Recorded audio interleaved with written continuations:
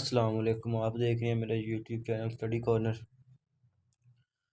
जैसा कि आप सब लोग जानते हैं कि हमने कंपैरेटिव पॉलिटिक्स या political system of different countries के नाम से एक सीरीज़ शुरू की हुई है। उस सीरीज़ में हमने मुख्तलिफ़ कंट्रीज़ जिसमें Pakistan, India, Iran, Germany, France, Turkey वगैरह का जो पॉलिटिकल स्ट्रक्चर था उसको हमने डिस्कस कर लिया था। आज की वीडियो में हम डिस्कस करेंगे पॉलिटिकल सिस्टम ऑफ यूएसए को। तो चलिए फिर स्टार्ट करते हैं। तो फर्स्ट ऑफ ऑल कुछ जनरलिटीज़ देखते हैं, खसूसियात देखते हैं यूएसए की 50 स्टेट्स हैं और ये नॉर्थ अमेरिका में है। नॉर्थ अमेरिका मीन ये कि आप जानते हैं कि अमेरिका एक कॉन्टिनेंट का नाम भी है, बर बर आज़म का नाम भी है अमेरिका। तो उसके नॉर्थ में है यूएसए। और ये कनाडा की नॉर्थ कनाडा जो है वो जो अमेरिका बरसीर अमेरिका बर्स कॉन्टिनेंट अमेरिकन है, अमेरिकन कॉन्टिनेंट, उसके कनाडा है वो नॉर्थर्न और अपर पार्ट में है। और अपर अमेरिका है, कला कह सकते हैं कनाडा को नॉर्दर्न में है और अपर अमेरिका है कनाडा। मैक्सिको है वो साउदर्न में है और लोअर अमेरिका है। तो नॉर्थ अमेरिका में कनाडा के साथ बिल्कुल है यूएसए। तो ये पैसिफिक और अटलांटिक ओशन इसमें है। यूएसए की हदूद के अंदर पैसिफिक या अटलांटिक ओशन। अब हम हिस्ट्री डिस्कस करते हैं कुछ यूएसए की। हिस्ट्री ये है कि डिक्लेरेशन ऑफ इंडिपेंडेंस कि ये बना कब था, ये आज़ाद कब हुआ था यूएसए। तो ये 4/7/1776, 4 अप्रैल 4 जुलाई 1776 को बना। ये डिक्लेरेशन ऑफ इंडिपेंडेंस हुई थी जिसको कोलंबस जानते हैं, कोलंबस ने इसको दरियाफ्त किया था। मई 1787 में federal convention new frame of government, ये मई 1787 मई 1787 में federal convention new frame of government बन गया। 17/9/1787 17 सितंबर 70,087 में कॉन्स्टिट्यूशन अडॉप्ट किया गया अमेरिका में। मई 1787 में federal convention new frame of government को फेडरल गवर्नमेंट बनाने का फैसला किया। फाउंडिंग फादर्स कौन थे इस कॉन्स्टिट्यूशन के? वही थे जिन्होंने डिक्लेरेशन ऑफ इंडिपेंडेंस पे साइन किया था, ये फ्रेम्स ऑफ कॉन्स्टिट्यूशन बनाए थे। ये सारे फाउंडिंग फादर्स वही हैं। फीचर्स ऑफ कॉन्स्टिट्यूशन क्या है कि कॉन्स्टिट्यूशन के फीचर्स क्या हैं? Federal constitutional Republic, federal system होगा, कॉन्स्टिट्यूशनल होगा, कॉन्स्टिट्यूशन आइन होगा, रिपब्लिक का मीन का हेड ऑफ द स्टेट वो है इलेक्टेड होगा। डिक्लेरेशन ऑफ इंडिपेंडेंस 1776 में हुई थी। तो कॉन्स्टिट्यूशन को 1787 में अडॉप्ट हुआ, जैसे पहले बता चुका हूँ, मई 1787 में। फेडरलिस्ट पेपर 1788 में आए। ये थे कि कुछ जो आइन बनाने के लिए कुछ जो प्रिंसिपल्स होते हैं कि हमने इस प्रिंसिपल्स को देख के आइन बनाना है, वो आए थे 1788 में। The bill of rights, bill of rights जो कि शहरियों के हकूक़ थे उनके ऊपर जो एक फहरिस्त थी, वो बिल ऑफ राइट्स 1791 में पेश किया गया। इसको एक क्या कह सकते हैं कि फ्रंट पेज के तौर पे यूज़ किया जाता है। जैसे ऑब्जेक्टिव रेजोल्यूशन हमारे फ्रंट पेज पे यूज़ की जाती है, उसको देख के ही पूरा आगे आइन बनाया गया। इसी तरह बिल ऑफ राइट्स को देख के ही यूएसए का पूरा आइन बनाया गया है। अब देखें 6 foundational principle of USA constitution के, इन 6 प्रिंसिपल्स जो कि बहुत इंपॉर्टेंट हैं यूएसए की जो कॉन्स्टिट्यूशन है उसके अंदर। उसमें पॉपुलर सवर्जेनिटी, पॉपुलर सवर्जेनिटी है, इसका मीन है, पॉपुलर का मीन के from and for the people, के जो हाकमियत है वो लोगों की ही है, लोग ही हुकूमत बनाते हैं, लोग ही एक मुल्क का निज़ाम चलाते हैं। But in the case of Muslim states that's not true. In Muslim states except Turkey sovereignty belongs to Allah, कि हाकमियत अल्लाह ताला की है, जो हुक्मरान है वो उसका नायब है, वो अल्लाह के बताए हुए असूलों के मुताबिक ही फैसला करता है। लिमिटेड गवर्नमेंट होगी, लिमिटेड पावर होगी, थोड़े अरसे के लिए गवर्नमेंट बनेगी, बाद में फिर इलेक्शन होंगे, इस तरह लिमिटेड पावर होंगी। सेपरेशन ऑफ पावर्स होंगी, सेपरेशन ऑफ पावर्स का आगे टॉपिक इसमें हम डिस्कस करेंगे कम्प्लीटली तौर पे उसको। 3 ब्रांचेज होंगी सेपरेशन ऑफ पावर्स की। किसी भी मुल्क का पॉलिटिकल सिस्टम जितने भी हमने पढ़े हैं उसकी हमने 3 चीज़ें डिस्कस की हैं, एग्जेक्टिव, लेजिस्लेटिव एंड जुडिशली। इस तरह इनके भी 3 सिस्टम है, सेपरेशन ऑफ पावर्स है। क्यों ये सेपरेशन ऑफ पावर्स है? क्योंकि एक सिस्टम जो है वो ज़्यादा, एक जो हिस्सा है वो ज़्यादा स्ट्रॉन्ग ना हो जाए, वो अपने आप को सिस्टम ना पावरफुल ना ज़्यादा बन जाए, इसलिए सेपरेशन ऑफ पावर है। चेक एंड बैलेंसेज है कि कंट्रोल अमंग पावर्स, यही जो सेपरेशन ऑफ पावर्स को हम इसके साथ रिलेट करें चेक्स एंड बैलेंसेज के, वो चेक्स एंड बैलेंस है, एक हिस्सा दूसरे पे चेक एंड बैलेंस रखता है। नेक्स्ट है जुडिशियल रिव्यू, अदालती अदालत जो हैं वो जुडिशल रिव्यू कर सकती हैं किसी भी कानून वगैरह का, ये कॉन्स्टिट्यूशनल जो होगा। Federalism not all power in central government, federalism system है कि ऑल पावर जो है सेंट्रल गवर्नमेंट के पास नहीं है, जो सूबों की अलहदा स्टेट्स हैं उनकी भी अलहदा अपनी अपने पास उनके भी पास भी पावर्स हैं।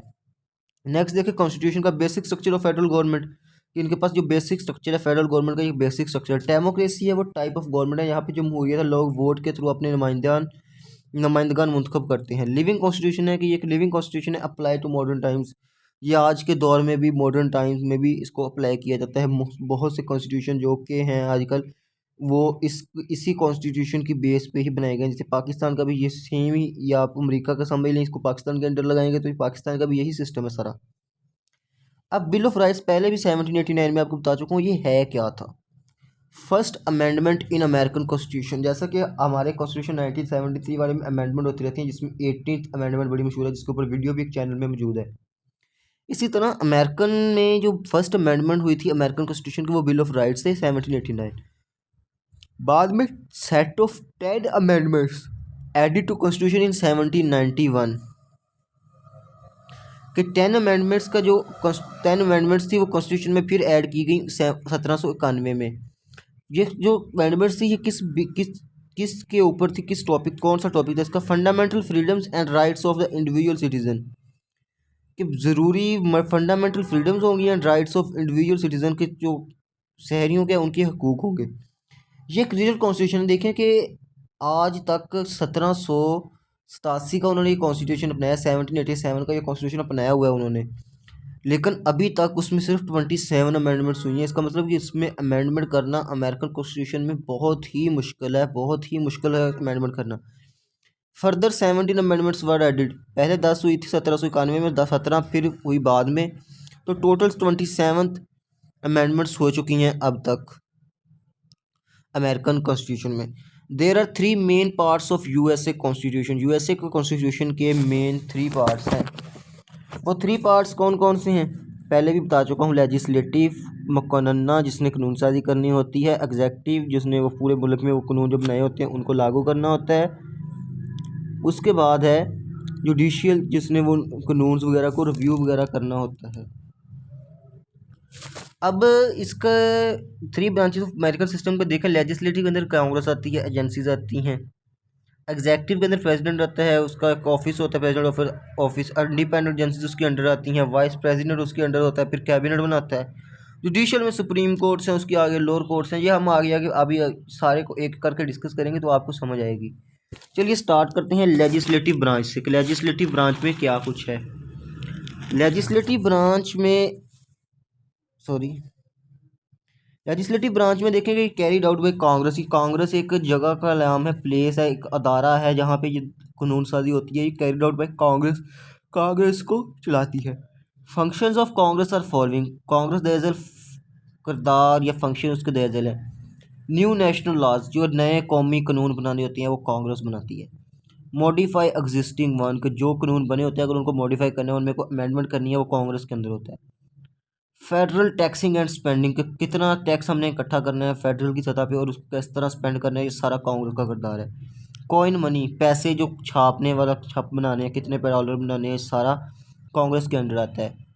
Next declaration of war on other countries, जैसे कि हमारे मुल्क में तो आर्मी चीफ और सदर वगैरह का ये कहा होता है कि आपने जंग शुरू करनी है, नहीं, लेकिन यहाँ पे है कांग्रेस, जो एक जहाँ पे कौमी असम्बली हम कह सकते हैं, सेनेट, दोनों ही होते हैं। हमारा जो बना हुआ है मुकन्ना का है, इस तरह उनको जो कांग्रेस है उसका ही ये, उसने ही डिक्लेरेशन ऑफ वार करनी है अदर कंट्रीज़ पे, उससे मंजूरी लेके ये आप वार कर सकते हैं।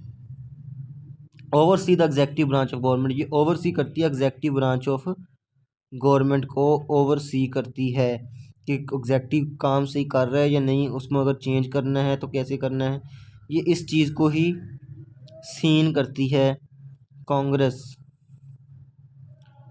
कांग्रेस नेम ऑफ प्लेस है, कैपिटल जो है कांग्रेस का वो है वाशिंगटन डीसी में, वाशिंगटन डीसी में ये पाई जाती है। बाइकैमरल बॉडी है कांग्रेस, इसका फर्स्ट ऑफ पार्ट है हाउस ऑफ रिप्रेजेंटेटिव्स और सेकंड पार्ट है सेनेट। हाउस ऑफ रिप्रेजेंटेटिव्स में है लोअर हाउस, जिस तरह हमारा कौमी असम्बली लोअर हाउस है, इस तरह हाउस ऑफ रिप्रेजेंटेटिव्स है अमेरिका में lower house.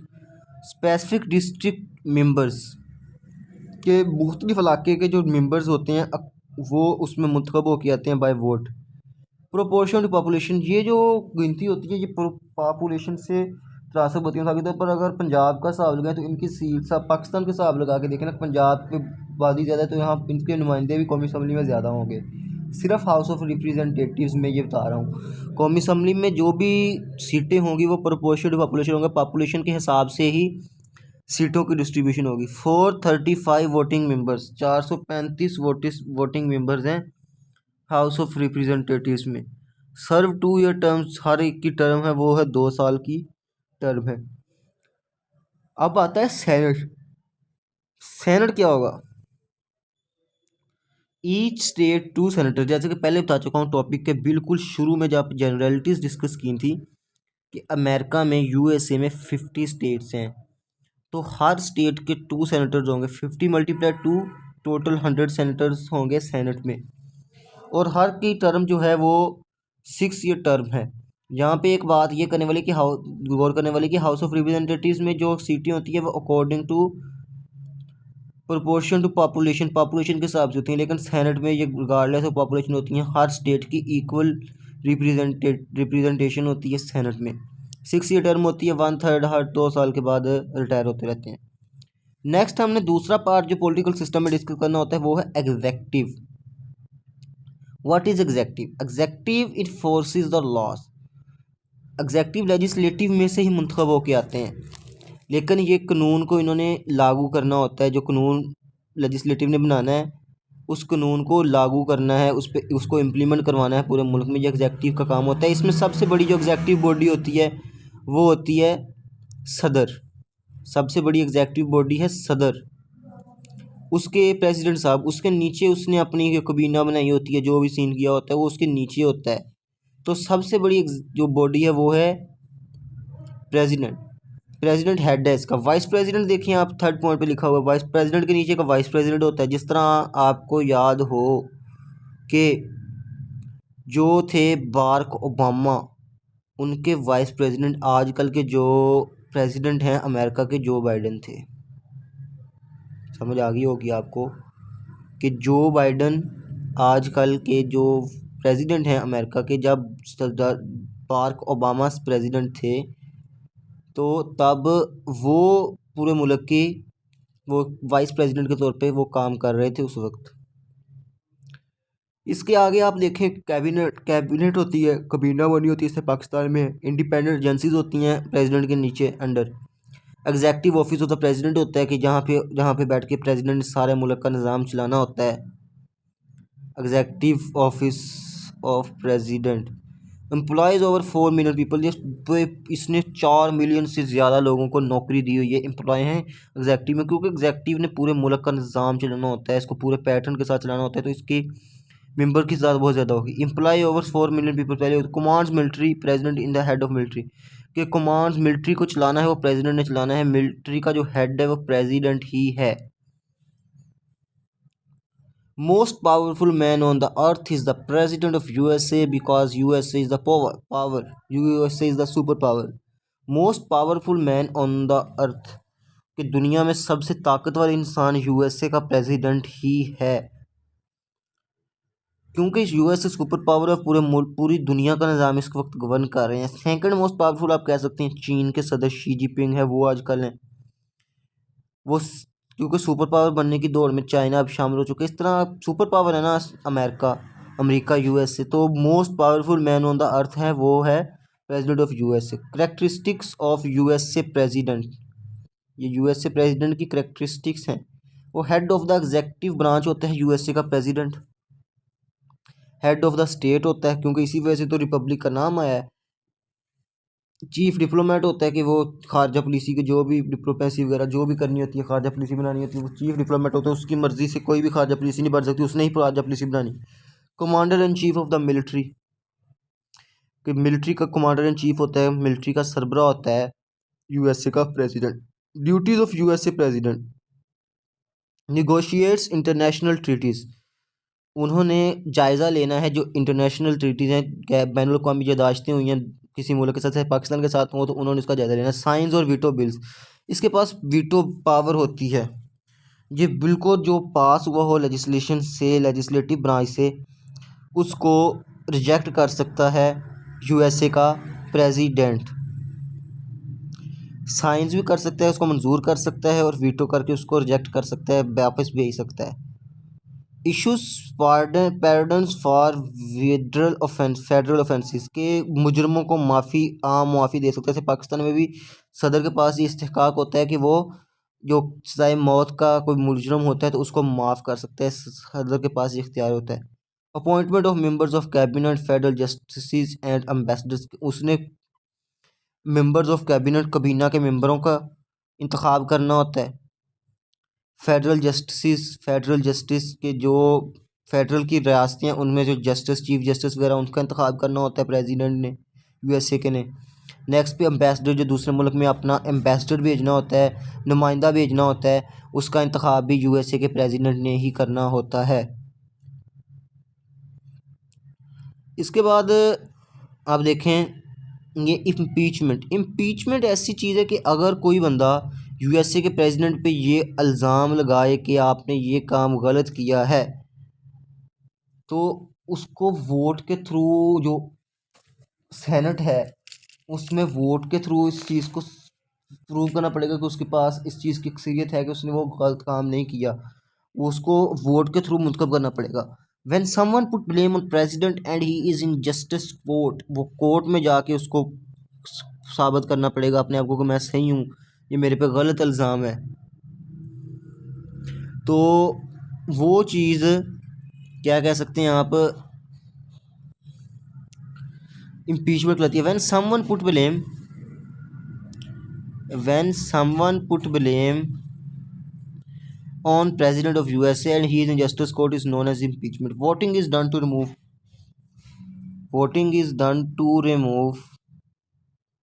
President Donald Trump की इम्पीचमेंट हुई थी, जो कि यूएसए के 45वें प्रेसिडेंट थे, वो उनकी इम्पीचमेंट हुई थी।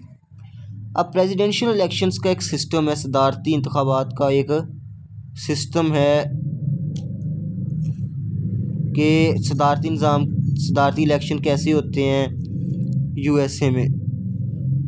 तो उसका एक सिस्टम ये है कि आपने क्या करना है, टू टर्म्स के इलेक्शन होते हैं प्रेसिडेंशियल इलेक्शन में। 4 ईयर्स की टर्म होती है प्रेसिडेंट की, 2 टर्म्स होती हैं इलेक्शन के, मिड टर्म और एक फाइनल टर्म। तो आपने देखना है कि मिड टर्म और final term.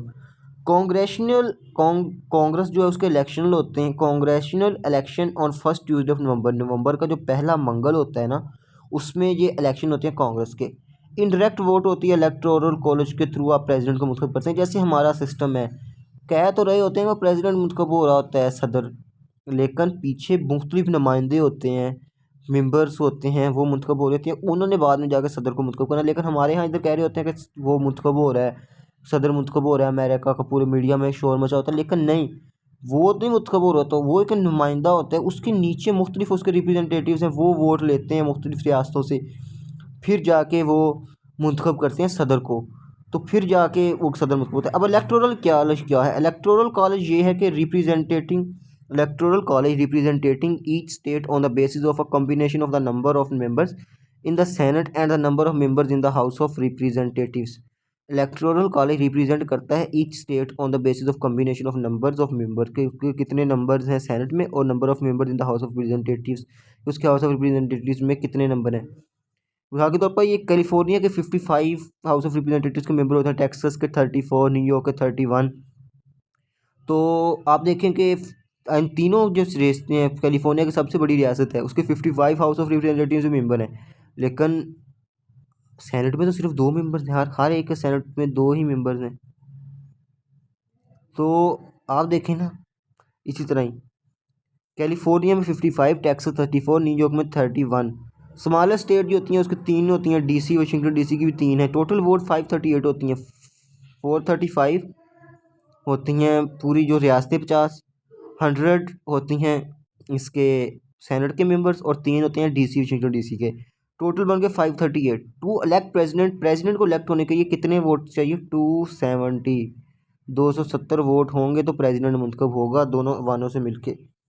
Member of electoral college direct vote के थ्रू मेंबर मुंतखब होते हैं इलेक्टोरल कॉलेज के। हुज प्रेसिडेंट डायरेक्टली, और वो प्रेसिडेंट को डायरेक्टली वोट करके इलेक्टोरल कॉलेज के थ्रू मुंतखब करते हैं। Members of winner take all system, America में एक जो सिस्टम है वो है winner take all system. If one member win election in one part or district then all the system will be under that person. अगर एक आदमी ने एक हिस्से में इलेक्शन जीत लिया है तो सारा सिस्टम उसके अंडर होगा। तो सारा विन विन की सिचुएशन है कि उसने ही पूरे मुल्क का फिर निज़ाम, पूरे उस इलाके का निज़ाम से। Plurality of voters all state elector, plurality of voters होती है अमेरिका में। Electors gather in December to vote. अब देखें कि फर्स्ट ट्यूसडे ऑफ नवंबर को मुंतखब होते हैं, ये लिखा हुआ है इधर, फर्स्ट ट्यूसडे ऑफ नवंबर को वो मुंतखब होते हैं। अब वो सारे जो मुंतखब हो जाते हैं वो गैदर होते हैं दिसंबर में। जो नुमाइंदे मुंतखब होते हैं कि उन्होंने गैदर होता है दिसंबर में कांग्रेस की बिल्डिंग में। उन्होंने सिर्फ फॉर्मेलिटी पूरी करनी होती है कि फॉर्मेलिटी पूरी करके उन्होंने अपना प्रेसिडेंट को मुंतखब करना होता है। ये फेथलेस इलेक्टर्स होते हैं कि इन्होंने वोट बस उन्हीं को देना होता है। अभी देखें पॉलिटिकल सिस्टम ऑफ में यूएसए में क्या क्या चीज़ें हैं, ये लिखा उस स्लाइड में देखें। ये the USA is a democracy. USA में एक डेमोक्रेसी है, जमहूरियत है। Ideology which allows people freedom to speech, freedom of speech, freedom of speech है आइडियोलॉजी के मुताबिक, नज़रिए के मुताबिक उनमें। Right to vote for different political parties if over 18, अगर उनकी उम्र 18 साल से है तो उनके पास राइट है कि वो किसी भी पार्टी को वोट कर सकते हैं। तो the constitution set out of 3 different branches of government, president, Congress and supreme court. President का भी सेट कर लिया, कांग्रेस को भी हमने डिस्कस कर लिया, सुप्रीम कोर्ट जुडिशियल पार्ट रह गया वो डिस्कस करते हैं। Separation of power design to stop any one branch or part of government becoming too powerful. Separation of power इस वजह से होती है कि इसने स्टॉप करना होता है कि कोई भी पार्ट जो है वो गवर्नमेंट का वो ज़्यादा स्ट्रॉन्ग ना हो जाए दूसरे से। नेक्स्ट ये मिस हो गया इधर से, थर्ड पार्ट हम डिस्कस करने लगे हैं पॉलिटिकल सिस्टम ऑफ यूएसए में, वो है इंटरप्रिटेशन ऑफ लॉ, कि वो कानून की तशरीह करती है जुडिशरी। यूज़ लाज टू सेटल डिस्प्यूट, वो फिर कानून को जो आइन बना होता है उसको यूज़ करती है सेटल डिस्प्यूट्स, मसाइल हल करने के लिए उसको यूज़ करती है। सुप्रीम कोर्ट होती है, लोअर फेडरल कोर्ट्स, हर स्टेट 50 स्टेट्स के लेवल पे भी एक एक कोर्ट होती है, उसको कहते हैं state court. Lower federal court, state courts भी होती हैं। चलिए अब हम आगे सुप्रीम कोर्ट को डिस्कस करते हैं। सुप्रीम कोर्ट को क्या है? Highest court in the USA, USA की सबसे बड़ी अदालत सुप्रीम कोर्ट है। 1 chief justice and 8 associate justice मौजूद होते हैं। एक चीफ जस्टिस और उसके नीचे 8 जो एसोसिएट जो उसको मदद फराम करते हैं वो जस्टिस होते हैं। डिसीजंस आर डेफिनेट, इनका जो फैसला होता है वो पक्का होता है, उस पर इम्प्लीमेंट करना ही होता है, वो अनकॉन्स्टिट्यूशनल है। गार्डियन ऑफ द कॉन्स्टिट्यूशन, ये कानून जो आयन है उसके रखवाले हैं सुप्रीम कोर्ट, ये रखवाली है। जॉब फॉर टाइम, जो इसके जज होते हैं इसकी जो लाइफ है, जो नौकरी है वो पूरी ज़िंदगी के लिए है। तो जब वो दिल करे तो अपनी रिटायरमेंट ले सकते हैं, वरना उसको रिमूव नहीं किया जा सकता। जैसे कुछ ममालिक में ये है कि आपको अगर जज को रिमूव करना चाहें तो आपको 2/3 के थ्रू आप उनको रिमूव कर सकते हैं। अब हम देखेंगे major political parties in USA, कि यूएसए में मेजर पॉलिटिकल पार्टीज़ कौन कौन सी हैं। 2 पार्टी सिस्टम है यूएसए में। रिपब्लिकन पार्टी जिसके नुमाइंदे थे ट्रंप साहब, वो बनी थी 1854 में। और डेमोक्रेटिक पार्टी जिसकी आजकल हुकूमत है, जो बाइडन और बाराक ओबामा, वो डेमोक्रेटिक पार्टी के थे, डेमोक्रेट्स थे।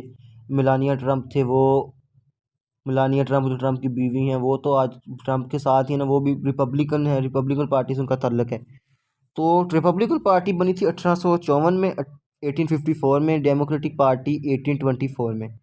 ग्रेट इन्वेस्टमेंट कर सकते हैं आप, कोई पार्टी का कोई भी फंक्शन चलाना होता है तो नो अमाउंट लिमिट, कोई आपके पास लिमिट नहीं होती कि आपने इतना पैसा ही खर्च करना है।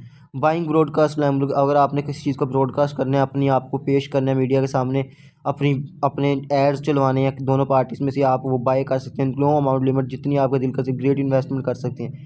जियोग्राफी, जो जोग्राफिया है अमेरिका का और रिलीजन और जो मज़हब है, are factors in ideological positioning of both parties, के ये उनके नज़रिए में इन दोनों के बहुत इंपॉर्टेंट किरदार है, इन दोनों का जियोग्राफी और रिलीजन का। अब एक कॉमन सेंस की बात ये है कि जो रेड स्टेट्स होती है ना, रेड स्टेट्स, उनको रिपब्लिकन जीतते हैं, क्योंकि उनका जो हाथी का निशान है ना, जो उनका इंतखाबी निशान, जैसे पीटीए का बदला है, बैट है, नूली का शेर है, पीपी का तीर है, इस तरह रिपब्लिकन का जो कौमी निशान होता है ना, वो है रिपब्लिकन का हाथी। और ब्लू स्टेट्स का है डेमोक्रेटिक का, डेमोक्रेटिक वो है, कह सकते हैं गधा होता है। तो जो अब ये रेड स्टेट्स और ब्लू स्टेट्स, ये है कि जो स्टेट्स रिपब्लिकन जीतती है ना, उनको आमतौर पे कहा जाता है कि ये रेड स्टेट्स हैं, और जो स्टेट्स जीतती हैं डेमोक्रेट्स, उनको कहा जाता है कि ये ब्लू स्टेट्स हैं। समझ गए होंगे, जो रिपब्लिकन जीते, हाथी जिनको जीते, वो कहते हैं उनको रेड स्टेट्स, और जिनको ब्लू स्टेट्स जो जीते हैं वो उनको डेमोक्रेट्स कहते हैं, जिनको वो गधे वाला जो डोंकी वाला साइन है वो जीते। अब हम देखते हैं आइडियोलॉजी, नज़रिया क्या है रिपब्लिकन पार्टी का। द रिपब्लिकन पार्टी का एक और नेम भी है जीओपी, और ये जीओपी बनी थी एंटी स्लेवरी एक्टिविस्ट के अपोज में। इन्होंने एंटी स्लेवरी एक्टिविस्ट ने बनाई थी कि स्लेवरी को आपने मना करें। इन्होंने एक्सपेंशन किया chattel slavery in western territories में, ये सारा इसका तल्लक है। मार्च 1854 में ये पार्टी बनी थी। अब इसकी आइडियोलॉजी क्या है? ट्रंप साहब का देखा था, इसने pro free markets and individual achievement, उन्होंने मार्केट्स को फ्री कर दिया था कि जो मार्केट चाहे कर सकती है। कैसे कह सकते हैं, कैपिटलिस्ट निज़ाम को उन्होंने प्रमोट किया था कि सरमायादार तबके को ट्रंप के दौर में फ़ायदा था। प्रो फ्री इंडिविजुअल अचीवमेंट, कोई भी जो अचीवमेंट इंडिविजुअल है वो अचीव करना चाहता है तो वो अपनी मर्ज़ी से को कोई भी अपनी अचीवमेंट है, कोई भी अपना किरदार मुआशरे में पेश कर सकता है। अगेंस्ट यूनिवर्सल हेल्थ केयर, कि जो यूनिवर्सल हेल्थ केयर है इसके वो ख़िलाफ़ हैं रिपब्लिकन्स, कि जो यूनिवर्सल है, यूनिवर्स है, उसकी हेल्थ केयर, पूरे मुआशरे की हेल्थ केयर है, वो पूरी दुनिया की हेल्थ केयर उसके ख़िलाफ़ है। उन्होंने सिस्टम से निकल भी गए थे, आपको पता है ट्रंप साहब। सोशली कंजर्वेटिव, समाजी तौर पे वो कंजर्वेटिव हैं कि अपने आप तक ही महदूद रहते हैं। आपको शायद याद हो कि ट्रंप की तकरीर है तो वो बिल्कुल ही क्या कह सकते हैं, इनफॉर्मल लैंग्वेज यूज़ कर रहा है, बिल्कुल ही कह सकते हैं कि ये हाथी की जो पार्टी होती है रिपब्लिकन पार्टी, ये ना बिल्कुल ही कह सकते हैं अमेरिकन पार्टी है। वो अपना सिर्फ अमेरिका का सोचते हैं। और जो डेमोक्रेटिक पार्टी है वो थोड़ा बहुत दुनिया को भी साथ लिंक करने की कोशिश करते हैं। सोशली कंजर्वेटिव, समाजी तौर पे वो कंजर्वेटिव हैं, क़दामत पसंद है, इकोनॉमिकली लिबरल, इकॉनमी को प्रमोट करते हैं, लिबरल इकॉनमिकली वो लिबरल है, लिबरलिज्म शो करते हैं कि इकॉनमी को बढ़ना चाहिए, परवान चढ़ना चाहिए। अब आइडियोलॉजी ऑफ डेमोक्रेटिक पार्टी क्या है? डेमोक्रेटिक पार्टी की आइडियोलॉजी ये है कि वो फेवर्ड फार्मर्स, वो किसानों को प्रमोट करते हैं, लेबर्स, मजदूरों को, रिलीजियस एंड एथनिक माइनॉरिटीज़, मजहबी तौर पर एथनिक माइनॉरिटीज़ को भी वो फेवर्ड करते हैं। इंटरवेंशनिज्म के ख़िलाफ़ हैं ये, कि आपने किसी चीज़ में इंटरवेंट नहीं बल्कि नहीं, इंटरवेंशनिज्म के हक़ में है ये। किसी भी चीज़ को आप देखें थर्ड पॉइंट में, against unregulated business and finance, के रेगुलेट बिजनेस, आपको टैक्स पे करना होगा, बिज़नेस को रेगुलेट करवाना होगा, उसकी सारी डिटेल देनी होगी, तो फिर ही आप बिज़नेस कर सकेंगे। ये अनरेगुलेटेड बिजनेस और फिनांस के जो मामले हैं उनसे उनके ख़िलाफ़ हैं। इंटरवेंशनिज्म कर सकते हैं, उसको रोक सकते हैं, उसको पकड़ सकते हैं। सोशली लिबरल हैं, समाजी तौर पे देखें ना कि वो फार्मर्स को प्रमोट करते हैं, लेबर्स को प्रमोट करते हैं, रिलीजियस और एथनिक माइनॉरिटी को प्रमोट करते हैं, फेवर करते हैं। कि सोशली लिबरल है, समाजी तौर पे इकोनॉमिकली कंजर्वेटिव है। कंजर्वेटिव इकोनॉमिक इस सेंस में है कि ये देखें कि against unregulated business and finance की हैं। इससे ऊपर जो थी रिपब्लिक पार्टी, जिसमें से ट्रंप का ताल्लुक था, डेमोक्रेटिक में बराक ओबामा और जो बाइडन है ना, डेमोक्रेटिक में से डेमोक्रेट्स हैं। रिपब्लिकन्स में जो ब्राह्मा थी वो थे, उन्होंने मार्केट्स को फ्री कर दिए थे, इकोनॉमिकली लिबरल थे, सोशली कंजर्वेटिव थे। ये सोशली लिबरल हैं, इकोनॉमिकली कंजर्वेटिव हैं डेमोक्रेट्स। अब ये देखें चेक्स एंड बैलेंसेस, ये सिस्टम एक क्वेश्चन पूरा आया था CSS के पॉलिटिकल साइंस के पेपर में। अब इनका सिस्टम देखें, checks and balance on the US government के, यूएस गवर्नमेंट में चेक्स एंड बैलेंस के। एग्जैक्टिव में देखें, प्रेसिडेंट साहब बैठे हुए हैं, president can veto law. Legislative है, ये जुडिशियल सिस्टम है। अब देखें, लेजिस्लेटिव ने house of Congress Congress house of representative, सेनेटिव हाउस ऑफ रिप्रेजेंटेटिव्स और सेनेट मौजूद है। इन्होंने कोई कानून बनाया, वो चला गया प्रेसिडेंट के पास। प्रेसिडेंट साहब ने क्या किया, president can veto laws, president उस कानून को रिजेक्ट कर सकते हैं। अब प्रेसिडेंट साहब अपॉइंट करते हैं जजेस को, जुडिशरी की तरफ आ जाए, ठीक हो गया। अब कांग्रेस, अब ये तो प्रेसिडेंट साहब के फंक्शन से, अब लेजिस्लेटिव जो कांग्रेस पार्ट है वो प्रेसिडेंट को के ऊपर चेक्स एंड बैलेंस किस तरह रखती है। Congress can pass laws over president vetoes and control budget, के वो उसके वीटो के ऊपर कानून बना सकती है कि इसकी वीटो गलत है, और बजट को कंट्रोल करती है, प्रेसिडेंट के बजट को, किसने कैसे पैसे लगाए हैं उसके हिसाब ले सकती है एग्जेक्टिव ब्रांच। अब कोर्ट्स जो जुडिशरी है वो प्रेसिडेंट का किस तरह चेक एंड बैलेंस सकती है। Court can declare acts by president अनकॉन्स्टिट्यूशन, के जो था प्रेसिडेंट है उसने अगर कोई ऐसा काम किया है तो वो गलत काम किया, तो कोर्ट उसके जो एक्ट है उसको अनकॉन्स्टिट्यूशनल करार दे सकती है, उसको गैर आइनी करार दे सकती है, आइन से मुतसादम करार दे सकती है। अब देखें लेजिस्लेटिव और जुडिशियल में, देखें senate approves president's court appointment and can remove जजेस, के सेनेट करता है, वो अप्रूव करता है, प्रेसिडेंट जो प्रेसिडेंट ने भेजी होते हैं उनको अप्रूव सेनेट करता है कि इसको जज बनाना है, और अपॉइंट भी कर सकते हैं और रिमूव भी जज को कर सकता है। और अब जुडिशियल उसको कैसे, जुडिशरी इसको किस तरह करेगी, checks and balance on legislative. जो courts can declare laws unconstitutional, के जो लॉ बनाया है लेजिस्लेटिव ने उसको अनकॉन्स्टिट्यूशनल गैर आइनी करार दे सकती है कोर्ट। ये देखें, ये बस सिस्टम बना हुआ है, इस डायग्राम में आप देख सकते हैं, बीबीसी की डायग्राम है कि ये प्रेसिडेंट और लेजिस्लेटिव और जुडिशल, प्रेसिडेंट एग्जेक्टिव कह सकते हैं, लेजिस्लेटिव में कांग्रेस आ जाती है और जुडिशल में कोर्ट से सुप्रीम कोर्ट्स आ जा सकती हैं। तो ये इनका एक पूरा सिस्टम बना हुआ है कि जो प्रेसिडेंट है वो उसको पूरा अख्तियार है कि वो ये पूरे, प्रेसिडेंट के ऊपर भी चेक एंड बैलेंस है, लेजिस्लेटिव के ऊपर भी चेक एंड बैलेंस है, जुडिशरी के ऊपर भी चेक एंड बैलेंस है। तो इस तरह ये सिस्टम है ना, ये एक check and balance separation of power के ऊपर चल रहा है। तो एक बड़ा अच्छा सिस्टम है, क्योंकि कोई भी जो अदारा है वो ज़्यादा स्ट्रॉन्ग नहीं हो जाता दूसरे अदारे से, तो ये बिल्कुल ही अच्छा सिस्टम बना हुआ है। यहाँ पे हमारी आज की जो वीडियो ख़त्म होती है, काफ़ी लंबी वीडियो थी, आपसे गुजारिश है कि इस वीडियो को पूरा देखें तो आपको समझ आएगी। तो अगर किसी भी चीज़ की समझ नहीं आए तो कमेंट सेक्शन में पूछ सकते हैं। आपसे गुजारिश है कि चैनल को सब्सक्राइब करें, वीडियो को लाइक करें। इससे अगली वीडियो में हम इंशाल्लाह एक नए टॉपिक के साथ हाज़िर होंगे। अल्लाह हाफिज़।